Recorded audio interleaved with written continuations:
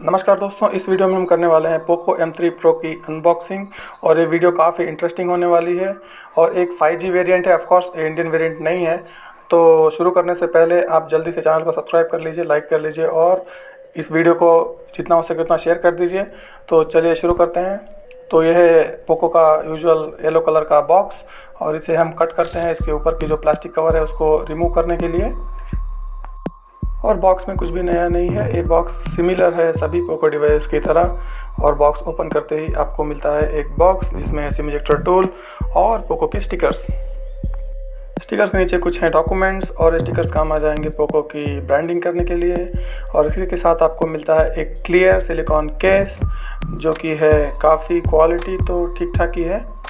कुछ टाइम बीतने के बाद ये भी पीला पड़ जाएगा। इसके बाद आ जाता है हमारा फ़ोन जो कि लिपटा हुआ एक कवर में और उसी कवर के ऊपर लिखा है इस फ़ोन की कुछ बेसिक सी स्पेसिफिकेशंस, जैसे कि इसमें प्रोसेसर का इस्तेमाल हुआ है मीडियाटेक डायमेंसिटी 700 का और ये 5G सपोर्ट के साथ आता है। 90 हर्ट्ज़ 6.5 इंच की फुल HD की डिस्प्ले है और 5000 mAh की बैटरी और 48 मेगापिक्सल का कैमरा। और अब पीछे का डिज़ाइन देख लीजिए, काफ़ी इंटरेस्टिंग है और काफ़ी लोगों को ये पसंद आने वाला भी है। चलिए निकाल देते हैं अब इस कवर को और देखते हैं कैसा है इसका पूरा लुक। तो जैसा कि आप देख सकते हैं कवर को हमने निकाल दिया है। कैमरा सेटअप के नीचे आपको दिख जाएगा बड़ा सा एक पोको का लोगो जो कि इस फ़ोन के हिसाब से काफ़ी अच्छा लग रहा है। ये आप कंपेयर कर सकते हैं पोको M3 के साथ और देख सकते हैं डिज़ाइन में क्या क्या चेंजेस किया गया है। और अब बात करते हैं हम कैमरा सेटअप की। इसमें जो बैक की तरफ दिया गया है एक 48 मेगापिक्सल का मेन सेंसर और 2 मेगापिक्सल का मैक्रो दिया गया है और एक 2 मेगापिक्सल का डेप्थ सेंसर दिया गया है। इसके बाद आपको मिल जाती है एक USB Type-C की एक केबल जिसको यूज़ करके आप कर सकते हैं अपने फ़ोन को चार्ज। और इसके बाद आ जाता है एक 18 वाट का फास्ट चार्जर अडेप्टर जो आजकल बहुत कॉमन है।